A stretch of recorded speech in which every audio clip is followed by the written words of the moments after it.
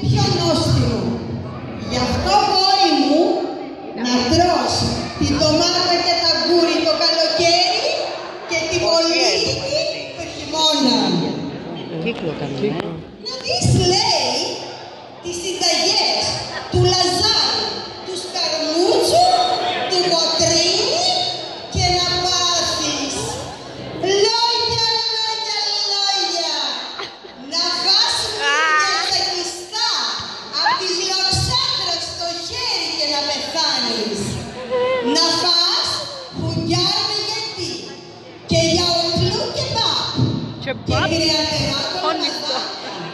Τυλιγμένα, όχι σε κλιματόφυλλα που το χειμώνα δεν υπάρχουνε, αλλά σε φύλλα μπουράντζας που λιώνει στο στόμα. Να φας η μαλλιόλη και να γλύφεις τα δάχτυλά σου.